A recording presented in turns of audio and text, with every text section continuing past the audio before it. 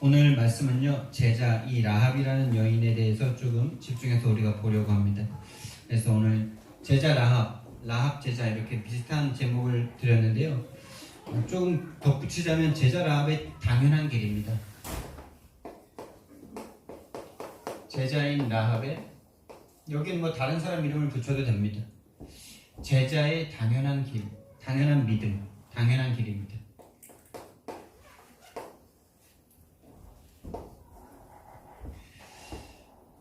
제자의 당연한 길.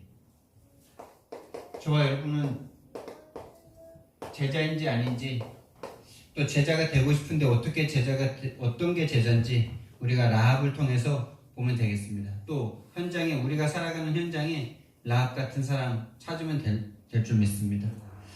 그래서 지금 이 여호수아서 2장 말씀은 지금 교회 안에 참된 변화의 응답이 일어나고 그 응답을 가진 사람들이 현장에 나갔더니 제자를 만나지는 그런 상황입니다.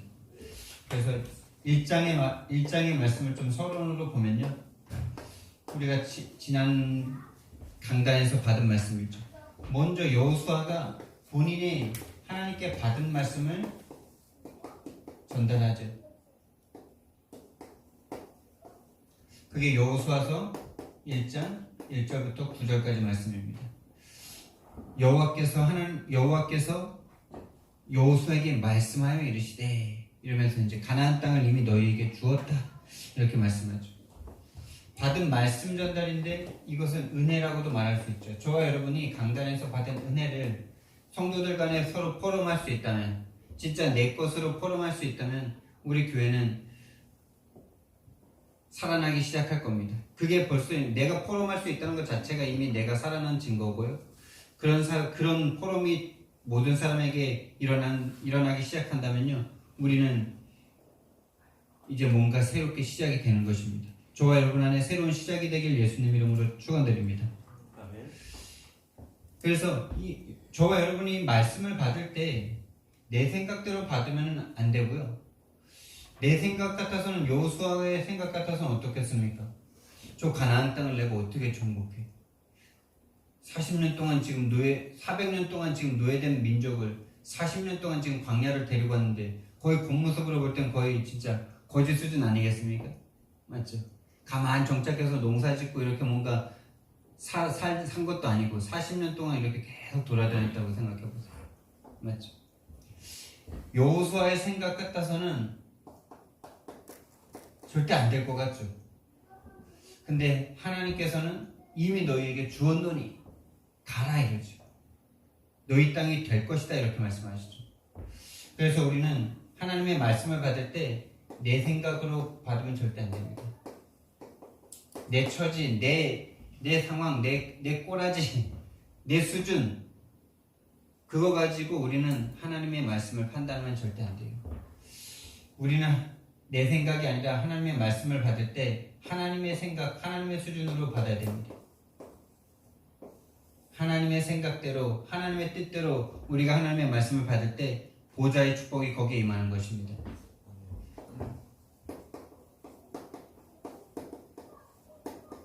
이 보좌의 축복이 뭐냐? 다른 말로 믿어지는 거예요. 저 땅을 하나님께서 주셨다면 주신 것이다. 이미 얻은 것이다. 이미 정복된 것이다. 여러분의 인생, 또 여러분이 만나는 사람들, 또 여러분에게 주신 가정, 업, 지역, 이미 하나님께서 우리에게 주신 줄 믿습니다. 우리의 힘으로는, 우리의 생각으로는, 우리의 수준으로는 안 되지만은 하나님의 수준으로, 하나님의 생각으로, 하나님의 말씀의 능력으로 가능한 줄 믿습니다. 뭐 일단 지역 정복은 우리가 좀 막연할 것 같은데, 그것이 막연한 것이 아니라 나 한 사람의 변화가 지역의 변화고 237의 변화인 것입니다. 그래서 여호수아가 받은 말씀을 전달했을 뿐입니다. 하나님께서 나에게 말씀하셨다. 우리에게 말씀을 주셨다. 그래서 우리는 강하고 담대하기만 하면 된다. 우리의 생각을 계속 속이는, 그러니까 하나님 생각으로 보면 되는데 자꾸 내 생각으로 돌아가게 하는 존재가 있죠. 자꾸 내 수준, 내 꾸라지, 내 처지, 내 상황을 보게 만드는 존재가 있죠. 그 존재가 있기 때문에 우리는 강하고 담대해야 되는 것입니다.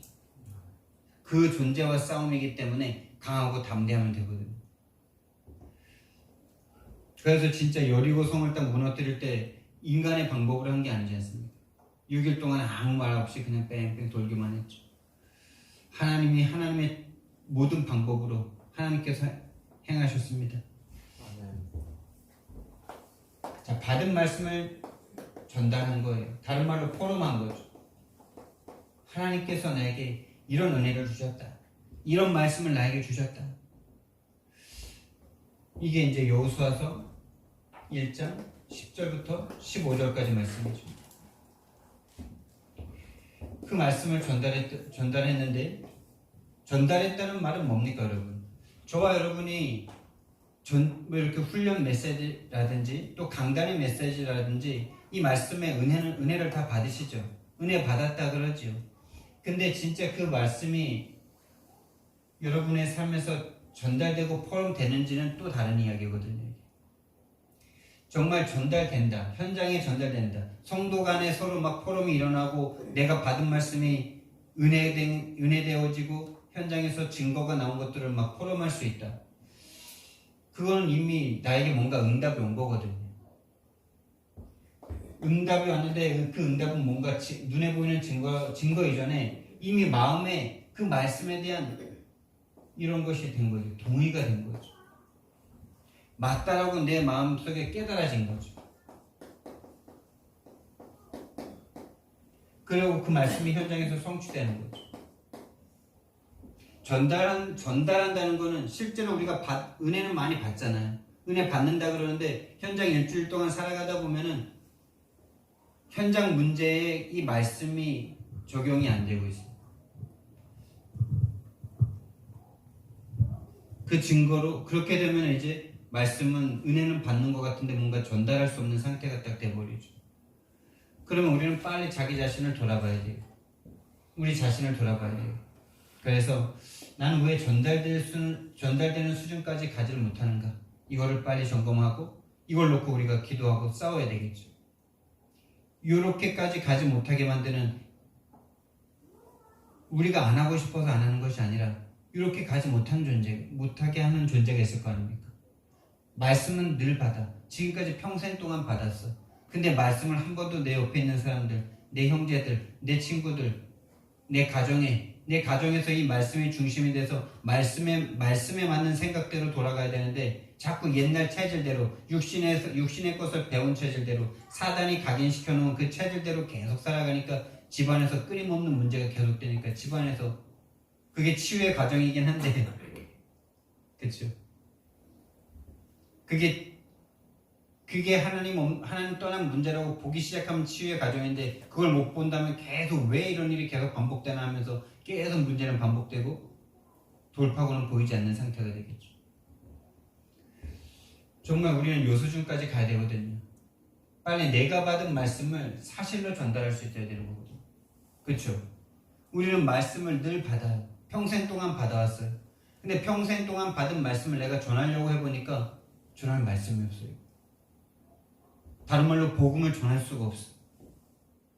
이 복음을 내가 평생 동안 받아갖고 진짜 최고의 가치라고 내 생명을 바칠 수 있다라고 라고까지 우리는 결단한 적이 한두 번이 아닌데 수련회 가서 막 눈물 콧물 흘리면서 막 두 손 들고 막 하나님 저를 보내주시오 막 이랬던 저기 저만 있는 건 아니죠. 다 있었지 않습니까? 근데 이상하게 딱 복음 전하려고 그러면 내가 뭘 전해야 될지 모르겠는 상황이 딱 빠지죠.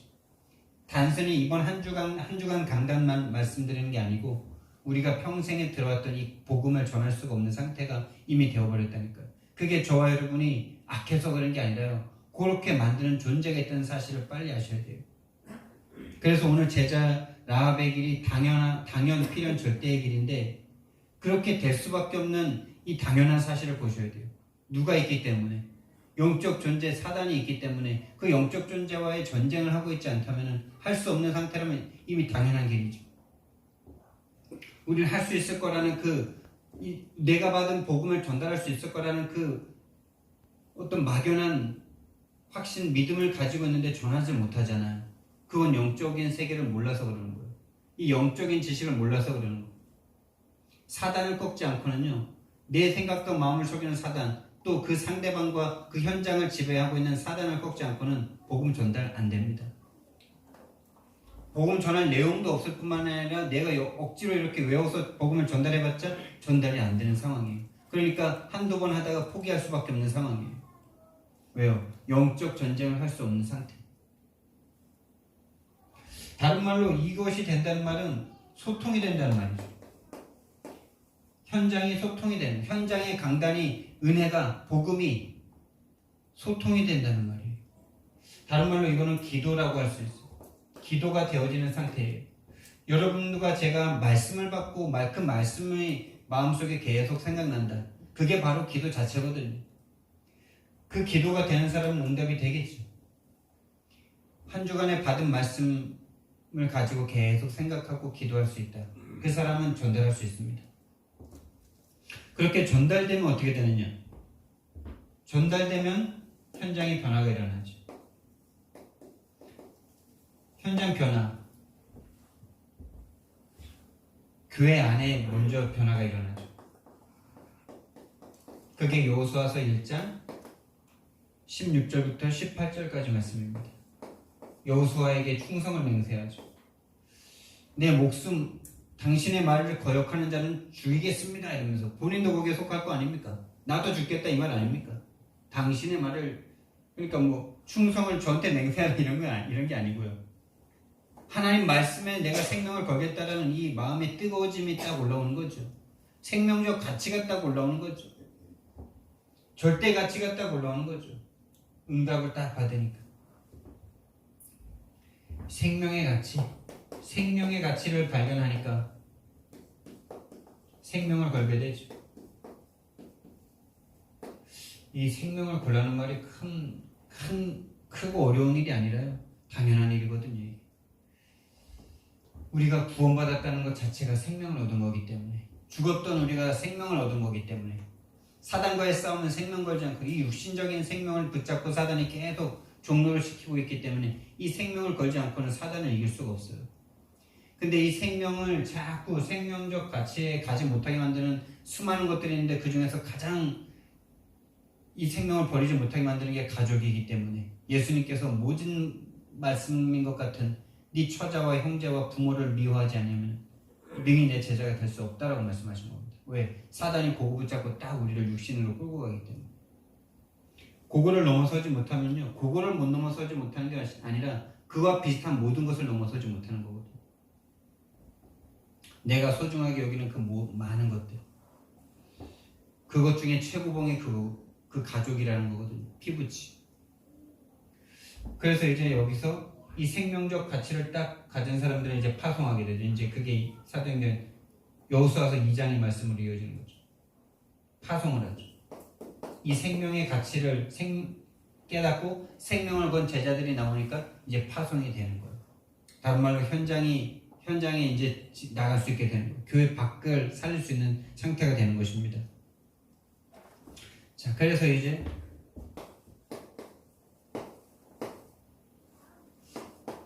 제자 라합을 딱 만나게 되죠. 현장에 파송했더니 하나님께서 예비하신 제자가 딱 만나죠. 생명적 가치를 발견하고 생명건 제자들이 현장으로 딱 나가니까 생명건 제자를 만나게 돼요. 이게 성경적인 전도도 아닙니까? 생명건 제자가 나가니까 생명걸 제자가 만나죠. 근데 이 제자 라합의 모습을 우리가 좀 한번 보자 이 말입니다. 어떤 사람이 제자냐? 당연한 믿음을 딱 가지는 사람이 있어요. 뭐 부연 설명 많이 안 하고 오직 복음만 딱 말했는데 그 복음에 딱 반응하는 이 사람. 뭐 하나님의 창조를 과학적으로 풀어줘야 창조가 믿어진다. 그 사람은 이미 제자가 아니에요. 의심자지, 의심자.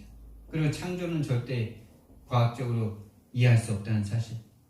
그 모든 하나님에 대한 모든 사실은 합리적이고 논리적으로 이해 안 됩니다. 믿음입니다. 당연한 믿음이 딱 생기니까 필연적인 행동이 나옵니다. 그리고 절대적인 응답이 옵니다. 저와 여러분이 정말 당연한 믿음이 생기셨습니까? 여기 계신 모든 분들은 전 이 믿음이 왔다고 저는 믿거든요. 하나님의 이야기를 듣는데 그냥 믿어줘. 하나님이 저와 여러분은 나를 창조했다는데 그냥 믿어줘. 본 적도 없어. 과학적으로 증명 안 됐어. 근데 믿어줘. 이것만큼 더 은혜가 어디 있습니까? 진짜 이게 최고의 은혜거든요. 하나님이 믿어진다. 반대로 하나님이 안 믿어진다. 이미 정신문제, 영적 문제, 정신문제 와 있는 거예요. 아니, 부모님이 애를 낳는데 당연히 엄마 아빠가 믿어지는 게 당연한, 이건 뭐 안 믿어지면 이건 진짜 이건 큰일 난 일이죠.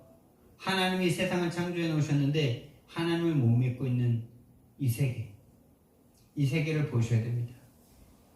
그 속에 빠져있던 저와 여러분을 하나님께서 선택하시고 믿게 해주셨어요. 이거는 진짜 우리가 이렇게 어렸을 때부터 교회를 다니고 어렸을 때부터 믿음 생활이 있었기 때문에 사람들이 다 믿을 것처럼 생각하는데 절대 아니라니까요, 여러분. 교회를 다니는 사람들조차도 창조를 안 믿는 사람들도 있더라고요. 막연하게 생각하고 그냥 정확하지고 명쾌하고 명료하지가 않아요. 그냥 뭐 만들었겠지, 어떻게 됐겠지, 종교생활. 당연한 믿음이 딱 오는 거 있죠. 이 라합의 믿음을 좀 보세요. 여호수아서 2장, 오늘 읽었던 본문입니다. 2장 9절에서 11절까지 말씀을 보니까 누군가 정확하게 이스라엘에게 어떻게 하나님이 역사했는지 설명해 준 것도 아니에요. 그저 뭐 만들었어요? 소문만 듣고도 믿음이 딱 생겼어요. 그럼 이게 라합이 똑똑해서 그런 겁니까? 라합이 대단한 여자라서 그렇습니까? 라합이 어떤 사람인지 지난주에 말하지 않았습니까? 기생입니다. 몸 파는 여자입니다. 술 파는 여자입니다. 그렇죠? 논리, 합리 이런 거 아니었습니다. 논리적이고 합리적이라면은 절대로 하나님을 믿을 수가 없는 상황이죠.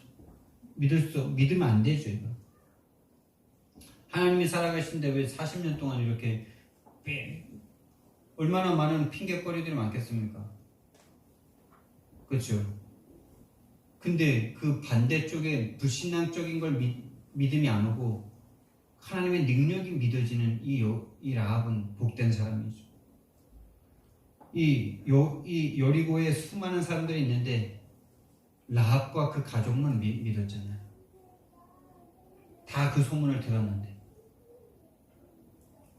그 사람들은 합리적인, 논리적인 불신앙을 더 붙잡은 거죠. 하나님이 계신데 왜 물도 빨리 안 줘? 하나님이 계신데 왜 저 40년 동안 저렇게 빙빙 돌려?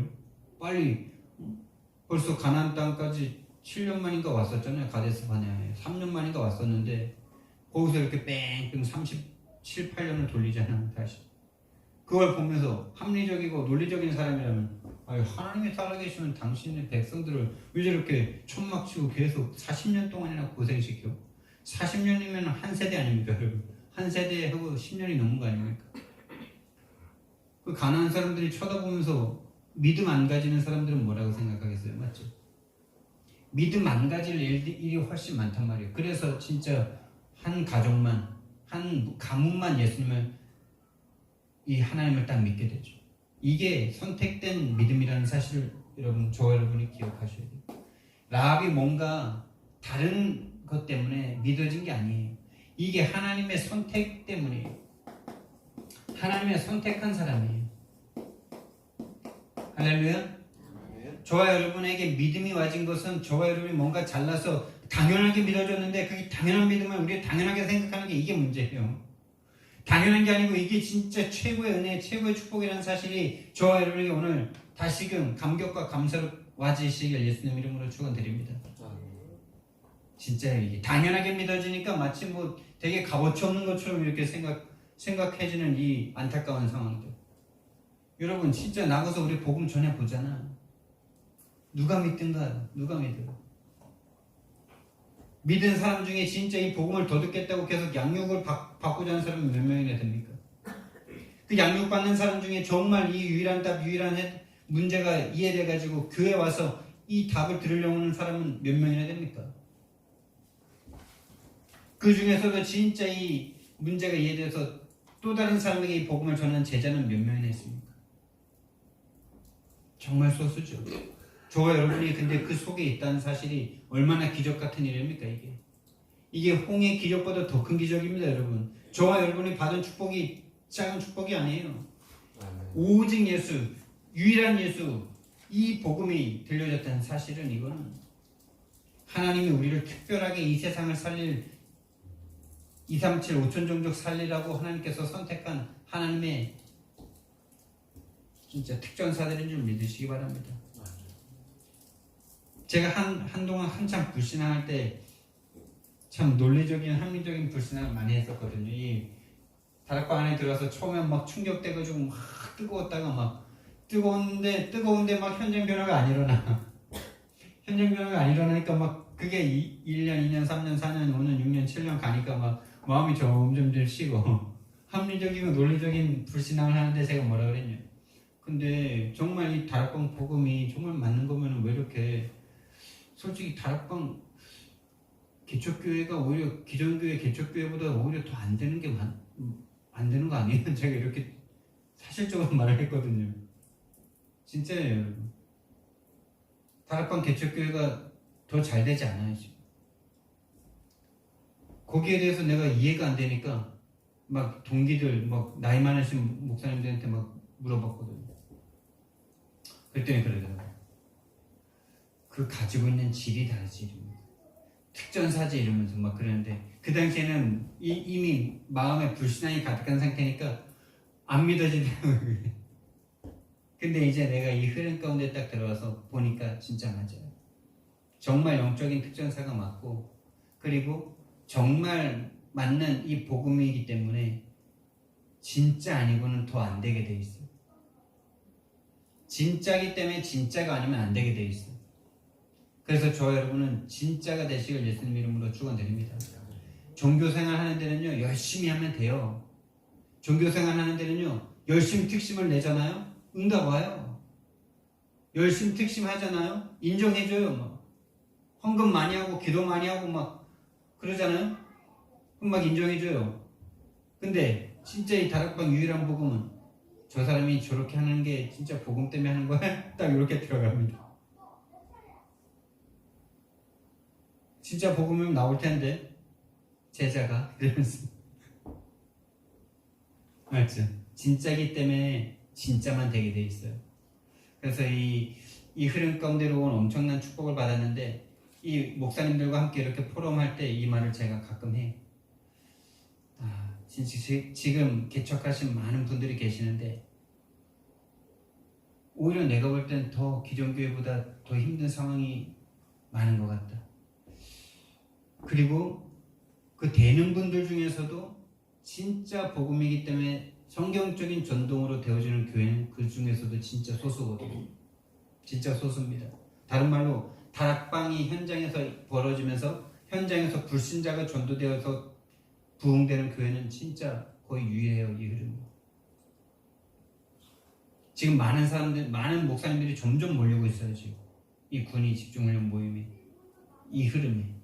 근데 그 흐름 속에 이 속에 들어왔다고 해서 그 흐름을 다 타는 건 아니더라. 진짜 어떻게 하면 또 이거 되는 이 내용 가지고 또 어떻게 하면 교회 부흥시켜 볼까? 이 마음 가지고 오는 분들이 거의 대부분이에요. 저와 여러분은 지금 정말 올바른 길로 인도받았다면 이 올바른 길에서 우리는 제자의 길을 가야 됩니다. 오직 유일성 재창조를 계속 찾아가야 돼요.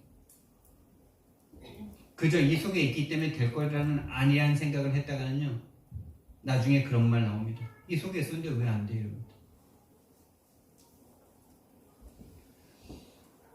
하나님의 선택 속에 있는 저와 여러분인 줄 믿으시기 바랍니다. 이게 믿음이라는 것이 우리가 믿고 싶다고 믿어지는 게 아니잖아요. 에베소서 2장 8절 말씀에 너희가 은혜로 말미암아 구원을 받았느니 믿음으로 말미암아 구원을 받았느니 이 믿음은 하나님의 선물이라 그러죠. 하나님의 선물입니다, 여러분. 저와 여러분이 하나님의 가장 큰 선물을 받은 겁니다. 하나님이 믿어지고 오직 예수가 믿어지고 왜 오직 예수여야 하는지 그게 믿어진다는 사실. 그리고 정말 이 믿음이 있는 사람은 이 믿음을 전달하게 되어 있어요. 언약을 전달하는 거죠. 자, 이 언약 전달이 계속되고 있죠. 지금 모세가 여호수아에게, 여호수아가 살몬에게, 살몬이 라합에게, 라합이 그 가족에게 언약 전달을 계속하고 있죠. 저와 여러분은 언약을 전달해야 될 이유가 있습니까, 여러분?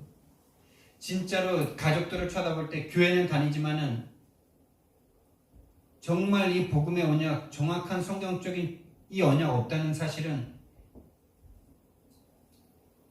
이미 교회를 다니면서 저주를 당할 수밖에 없는 그 종교 생활 속에 있다는 그 안타까움이 보인다면 전달할 수밖에 없는 거죠. 제가 일주일에 한 번씩 시골 현장을 가는 이유, 그 마음이 있는 겁니다. 그 마음. 그래서 전 이제 진짜 당연한 믿음이 생겨지면 필연적인 행동이 나오죠. 그게 2장 12절부터 14절이에요. 나와 우리 가족에 대한 생명에 대한 보증을 받죠.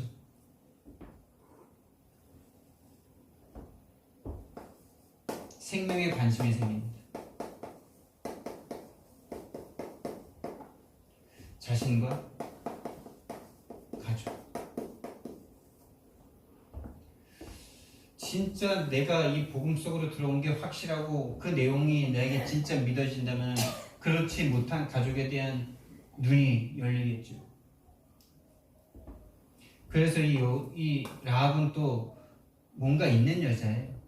그냥 우리가 뭐 술집 여자 중에서도 지혜로운 여자가 있잖아요. 그리고 그렇죠. 뭔가 이렇게 많은 사람을 상대하는 직업이지 않습니까? 그런 사람들이 지혜 없이 되지가 않아요. 그래서 이 사람이 이걸 요구하죠. 맹세를 하고 징표를 내라 이러죠. 이 생명 확실하게 지금 잡겠다 이거예요. 여러분과 저는 뭐에 대해서 확실합니까, 여러분? 뭐 다른 거에 대해서는 확실하게 하면서 육신적인 거, 다른 어떤 것에 대해서는 확실하면서 이 생명에 대해서는 뭐 있으면 좋고 없으면 되고 전달되면 좋고 안 되더라도 뭐 다음에 되겠지 뭐 이럽니까? 오늘 기도 안 하면 내일 하면 되지 뭐 이러죠. 다른 것들은, 육신적인 것들은 지금 안 하면 안 될 것처럼 막 벌벌 떨면서 영적인 것에 대해서는 내일 하죠. 오늘 못하면 내일 하죠. 이렇게 계속 넘어가는 그런 상황이 계속 발생하잖아요. 그게 저와 여러분이 그러고 싶어서 그런 게 아니라면요. 이미 영적 상태가 그럴 수밖에 없는 상태라면요. 그 진짜 무서운 상태 아닙니까? 그 영적 상태를 사단이 잡고 있는 거지 않습니까? 그러니까 평생을 그렇게 딱 살아가죠. 어느 날 되돌아봤는데 나는 전달할 수 있는 언약이 없어. 왜 없는지도 몰라. 왜 없습니까, 여러분? 그걸 자꾸 육신적으로만 생각할 수밖에 없는 상태잖아요. 내가 집중을 안 해서 그렇지. 아니요, 집중 못하게 하는 존재가 있는 거예요. 집중 못하게 하는 존재가 계속 육신적인 거 361로 계속 끌고 가고 있는데 그 사단이라고 말해주면 사단이라고 말해주는 게 싫어요. 듣기가 싫어요. 이미 그런 상태가 돼버렸어요. 진짜라니까요. 당신이 그럴 수밖에 없는 이유가 사단에게 장악됐고 사단에게 속았기 때문입니다 라고 말해주면 듣기가 싫어요. 왜? 나지. 내가 하면 되는데 왜 사단에게 잡혔다 그래? 해보세요. 그게 되는지. 지난 한 주 동안 해도 안 되지 않았습니까? 그러면서도 우리는 사단이라고 볼 수 없는 영적인 상태. 왜요? 그 영적 상태가 어디에 지금 속해 있기 때문에. 무서운 겁니다. 그게. 말해줄 때는 맞는 것 같은데 돌아가면 딱 그렇게 또 살아가기 때문에 계속 이 말이 좀 듣기가 싫어요. 사단이라는 말이. 필연적인 행동이 딱 나오죠. 그러니까 이제 절대적인 응답이 오는데 저는 이게 절대적인 응답으로 보이더라고요. 2장 4절에서 6절. 숨겨주는 거죠 지금. 누구를요? 정탐꾼을. 자신의 나라를 정복하려고 온 정탐꾼을 딱 숨겨줍니다. 이게 절대적 가치를 발견하지 않고는 이거 할 수 있습니까? 혹시나 자기가 들켰다가는 멸문지화를 당할 텐데. 안 그래요? 혹시나 실패하면 이건 완전 몰살 아닙니까? 몰살. 생명을 건 거죠. 완전 생명. 생명 건 행동이 나오는 거예요. 절대적 응답이 오는 거예요. 생명 건 행동. 나라를 배신할 만큼 절대적인 가치를 발견한 거죠. 나라를 배신할 만큼. 여러분, 우리나라가 진짜 하나님 버리는 나라라면 우리 나라 배신해야 돼요, 빨리. 하나님에 대해서 업신여기고 우상 숭배 막 공식적으로 막 하겠다 막 이러면요, 그 나라와는 우리 전쟁을 해야 되는 거예요. 라합이 본 거죠. 나라가 지금 완전 우상 숭배하고 있는 나라.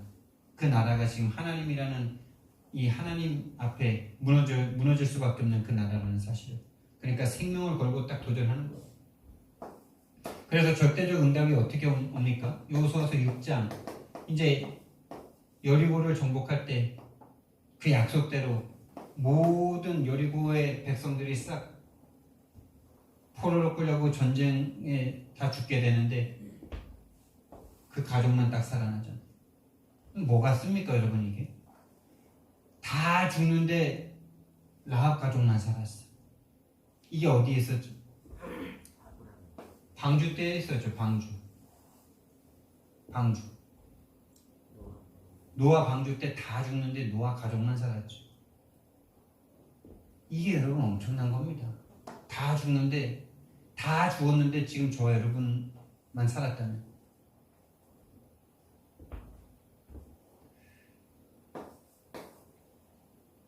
그리고 현장 정복이 이 라합의 이 믿음, 제자 라합 한 사람 때문에 현장이 정복됩니다. 할렐루야.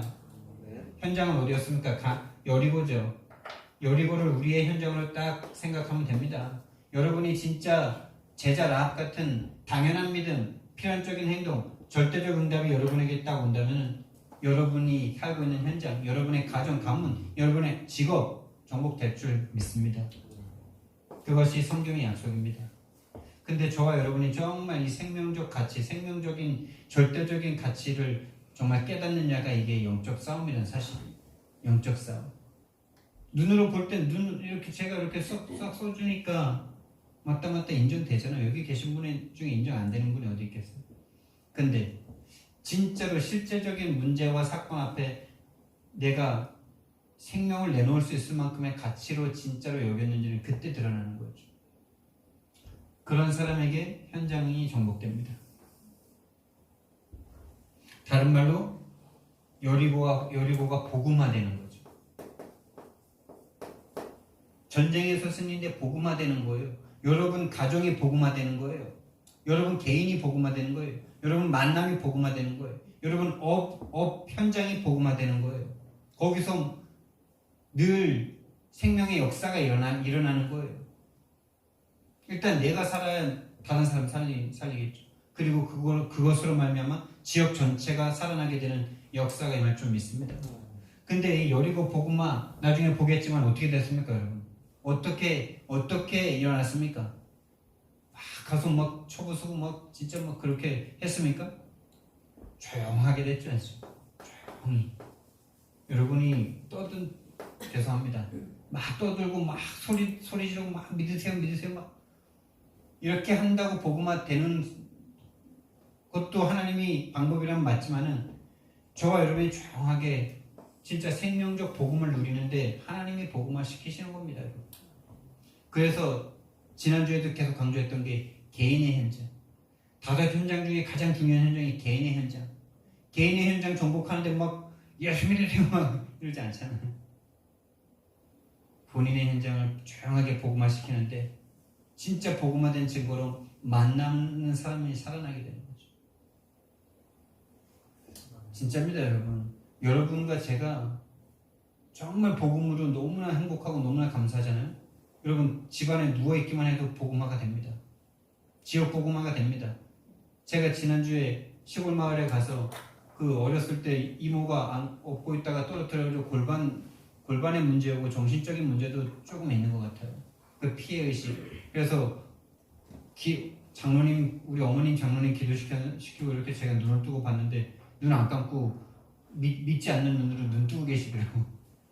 그래서 그분에게 제가 무슨 얘기를 해줬냐, 미우라 겐조라는 그 눈 깜빡이 시인 얘기를 해줬어요. 진짜 원망과 분노와 불신앙밖에 없지 않았겠냐 그 인생에. 근데 이 하나님의 은혜로 말미암아 믿음이 생겨져서 그 눈만 깜빡이면서 그 작은 방 안에서 시만 썼는데 일본이 복음화됐다. 가장 많은 전도를 했다. 맞죠? 저와 여러분이 진짜 복음화가 된다면 조용히 내가 복음을 누리는데 하나님이 저와 여러분에게 복음 받을 사람을 갖다 붙이시는 겁니다. 제자 라합 같은 사람을 붙이시는 겁니다. 이미 만난 사람이 제자일 수 있는 겁니다. 이미 만나고 있는 사람이 제자 라합일 수 있는데 내가 아직 전달하는 복음이 그 제자 라합을 키울 수 없는 복음일 수도 있는 거고요. 그래서 제가 지난 한 주에 많은 라합을 봤어요. 같이 살고 있는 우리 사모님도 라합일 수 있고 또 지금 와동에 있는 그 최 집사님도 라합일 수 있고 저 강원도에 정장로님도 라합일 수 있겠더라고요. 근데 내가 진짜 그분들에게 이 생명걸 복음을 전하고 있는가? 이 부분이 제가 이번 주 강단을 준비하면서 보여지는 거예요. 그래서 참 지난 한 주 동안에 은혜를 많이 받았는데 그 중에서도 참 우리 사모님이 찬양을 하나 만드셨는데 작곡을 하셨는데 그게 참 많이 은혜가 됐어요. 대단하더라고. 나는 그 가사 보고 이걸 어떻게 음을 만드냐 이런데 이 창조라는 건 참 놀라워요. 그리고 그게 참 하나님의 시간표 가운데 제가 지난주 군인회를 내려갔다가 은혜를 너무나 받았어요. 조 목사님의 메시지를 딱 듣는데 조 목사님이 본인이 제자들로부터 많은 사랑을 받다 보니까 스승님이 생각나서 류 목사님에게 이렇게 스승님께 이렇게 뭔가 사자패 이렇게 문자를 보낸 이야기를 하시면서 이렇게 쭉 말씀을 하시는데 그냥 그때부터 막 눈물이 나더라고요. 참 이 제자의 길로 나를 인도해 주셨구나. 그리고 저 목사님이 이제 거의 60이 다 되셨는데 저 나이에도 지난번에 스승의 날에 갔을 때 그 식당에 갔는데 그 한 여자분을 막 복음을 전하려고 그러는데 너무 잡혀 계신 거예요. 이 여자분이 우상숭배 많이 하고. 그래서 목사님이 조 목사님이 복음을 전하는데 막 듣다 말다 막 얼마나 막 분답스러운지 저거 좀 해야 돼요 이러면서 막 갔다. 지금 생명의 복음을 듣고 막 눈물 흘려도 부족한데 근데 내가 생각할 때 막 마음이 제발 용접 좀 해주지 막 이런 마음까지 들 만큼 막 조 목사님 막 간절하게 막 전하는 거예요 막. 근데 그걸 보면서 내 마음에 그래 진짜 저 연세에 또 저렇게 어쩌면 성공을 이룬 어떤 목회자가 이 한 별로 보잘것없는 것 같은 그 종업원 한 사람에게 복음을 전하기 위해서 저렇게 안타깝게 복음을 전하시는 저게 진짜 내가 너무 그때 막 은혜가 됐었거든요. 근데 이번 주에 이제 지난주에 딱 갔는데 종 목사님이 그것과 이제 오버랩이 막 되면서 막 눈물이 막 쏟아져가지고 초반에 막 이렇게 막 마스크 뽑고 있다가 마스크 막 쓰고 이랬는데 제가 이제 너무 이야기가 좀 장황하게 됐는데 어쨌든 받은 은혜를 좀 말씀드리고 싶어서 그렇게 은혜를 막 받았어요.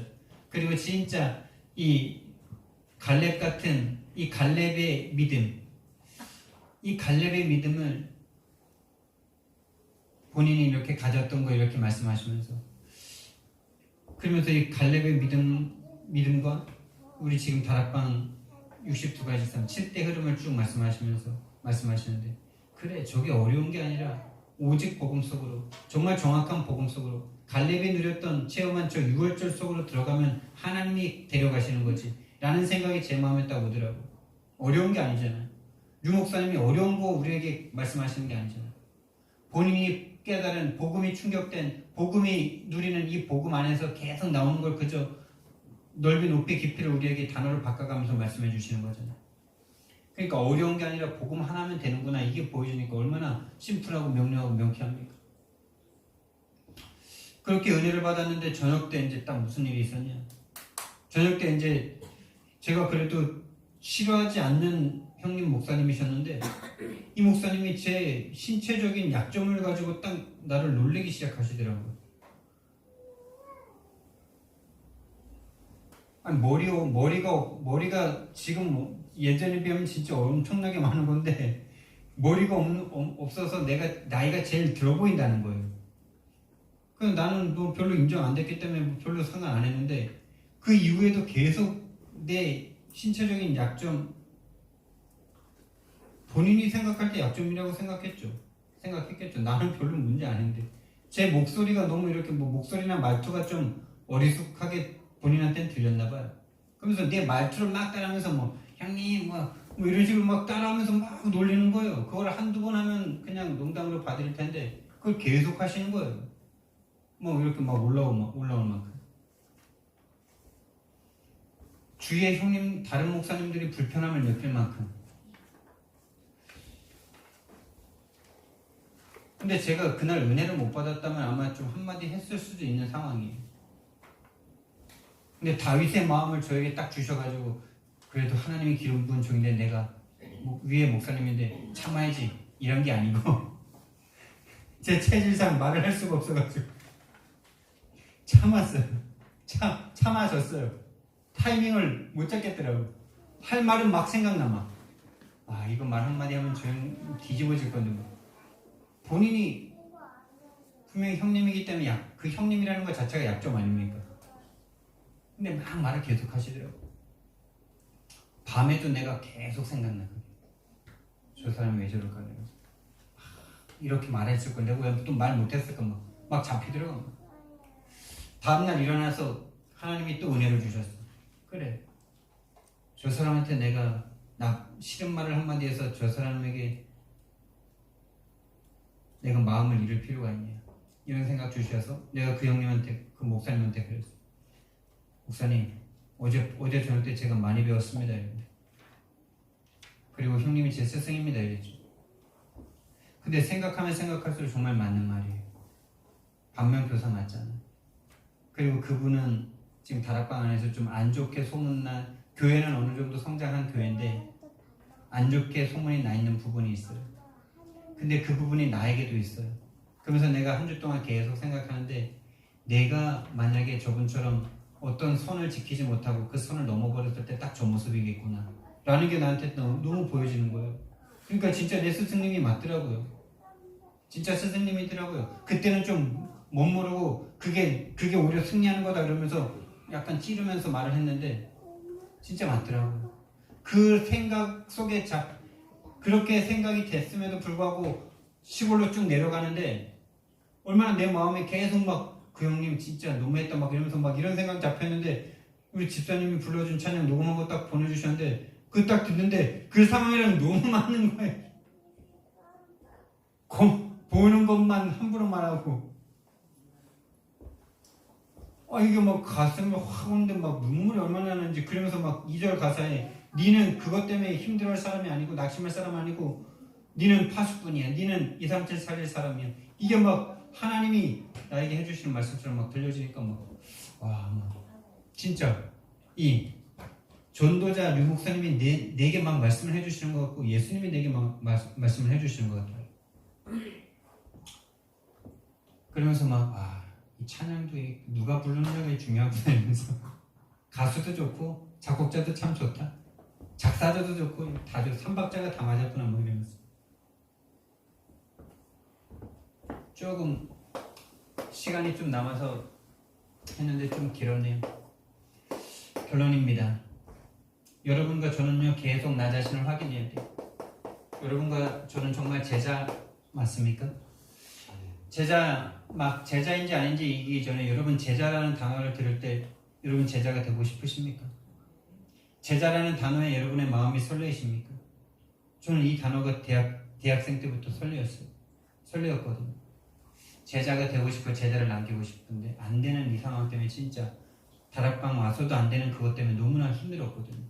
근데 이제는 그 길을 조금 갈 수 있는 것 같아요. 가게 된 것 같아요. 저와 여러분은 진짜 제자 맞아요? 제자가 되고 싶으세요? 아니면 종교 생활만 그냥 계속하면서 그전 교회 생활만 하면서 하나님이 주시는 복만 누리길 원하십니까? 제자기 때문에 제자의 길을 가길 원하십니까? 정말 저와 여러분은 라합이 가졌던 믿음이 있습니까? 나라를 배신할 만큼의 믿음이 있으십니까? 그래서 현장이 정말 보이십니까? 나와 가족과 내 친구와 내 지역에 복음을 써서 죽어가는 현장이 보이십니까? 그 현장에 대한 응답을 지금 받고 있습니까? 진짜 거기에 대한 나라는 현장에 날마다 복음화되는 응답을 받으십니까? 믿음과 현장과 응답이 있는 사람이 제자입니다. 제자가 되고 싶으면 제자가 되고 싶다고 다 제자가 되는 게 아니잖아요. 진짜 당연한 믿음, 필연적 행동, 절대적 응답이 있습니까? 이게 없다면 제자가 되고 싶지만 제자 아니에요. 제자가 아니라는 사실을 알았다면 빨리 이 속으로 들어가시면 되잖아요. 두 번째. 그러면 이제는 우리는요, 내가 제자가 되고, 그럼 제자를 만났을 때, 여러분이 제자면은 반드시 현장에서 제자를 만나게 전달할 언약이 있냐 말이죠. 다른 말로 복음이 있으세요? 정말 이 복음 전하고 싶은 마음 때문에 진짜 내 생명도 버리실 수 있습니까? 그리고 전달할 언약의 내용이 있는지 빨리 확인하셔야 되고요. 내가 내용을 전달했어. 내용을 전달했는데 내가 전달할 내용이 전달되던가요? 나 지금 요즘에 이게 제일 고민이에요. 전달이 안 돼요 지금. 라합 같은 제자 만난 것 같은데 복음을 1년 6개월 동안 말했는데 아직도 안 되네. 거의 한 7, 8개월 지금 시골 현장 계속 갔는데 워낙에 오랫동안 들어가는 이 종교가 안 무너지고 지금 안 돼요 지금. 우리 사모님 맨날 싸우면서 피 터지게 싸우면서 지금 조금 전달되는 거 겨우겨우. 싸우고 안 싸우고가 중요한 게 아니라 진짜 이 복음이 전달되느냐가 중요하겠죠. 여러분 왜 전달이 안 됩니까? 왜 전달이 안 됩니까? 여기에 모든 응답이 다 있습니다. 분명히 나는 내용은 있는데 내용은 있다고 생각했는데 가서 내용을 1년 6개월 동안 말했는데 전달이 안 되고 있어요 지금. 전달이 안 되고 있어요. 거기에 모든 답이 다 있습니다. 진짜 그게 복음을 소유했냐 안 했냐고요. 진짜로 제가 어제 또 한 현장을 봤는데 복음과 전도는 보는 것이다 그랬죠. 예전 교회에서 지금 함께하는 교회로 많은 청년들이 또 막 좀 옮기고 있어요. 근데 거기에서 메인스트림에 있던 사람들이 옮기냐? 그렇지 않아요. 거기에서 좀 이렇게 사각지대에 좀 변방에 쟤는 좀 이상한 애야 이렇게 좀 취급받던 아이들이 거기에서 뭔가 소외감을 느끼다가 이곳으로 오면서 뭔가 복음에 확 부딪히면서 몇몇이 조금 옮기고 있어요. 근데 그 청년을 제가 그 예전교회 있을 때 저도 그 청년을 볼 때 조금 쟤는 좀 이렇게 되는 청년이었어요. 근데 이 청년이 이 전도자를 딱 만나니까 모든 게 다 바뀌는 거였죠. 그 사람이 완전 사면자예요. 겉모습으로 볼 때는요. 조금 사람들을 좀 질리게 하는 스타일이에요. 애가. 엄마 아빠가 이혼을 하니까 사람에게 집착을 해. 집착을 하면서 사람을 믿질 않아. 믿질 않는데 사람에게 집착을 해. 그러니까 사람들이 싫어해요. 벽을 쳐요. 그 겉모습에 다 속아 넘어가는 거죠. 그래서 제자를 키울 사람은 편견이 없어야 된다 이러죠. 자, 라합이라는 이 사람. 도움은 받았지만 계속 마음속에 뭐가 있겠습니까? 이방인에다가 기생이고 창녀고 한 번 배신한 여자가 또 배신하지 않겠어? 라는 이런 인간적인 마음도 계속 올라오겠죠. 근데 편견이 없는 거예요. 삶은. 그게 문제가 아니라 이 정확한 그 사람이 그럴 수밖에 없는 영적인 문제가 보여지니까 2강 때 나올 건데요. 영적인 것이 보여진 거예요. 라합의 영적 상태가. 그 상태를 바꿔줄 수 있는 살문이기 때문에 문제가 안 된 거예요. 그래서 나중에 함께 살게 된 거죠. 미션홈이죠. 유일한 방법이지. 편견이 없어야 돼요. 편견이 1도 없어야 돼요. 제가 그 청년을 어제 만나서 보는데도 내가 볼 땐 좀 별로 가깝게 하고 싶은 스타일이 아니야. 막 말을 되게 극단적으로 해 말. 그리고 약간 뭔가 좀 정상적인 상식적인 수준은 아닌 것 같아. 근데 형님은 완전 제자처럼 계속 뭔가 말을 계속 하더라고요. 그러면서 그 형제가 속해 있는 그 회사에 이 사람이 이사로 있는데 거기에 다민족들 67명이 있는 거기가 다민족 5천 종족의 현장이다라는 걸 말을 딱 전달을 하는데 완전히 이 사람이 바뀌는 거죠. 편견이 없어야 돼요.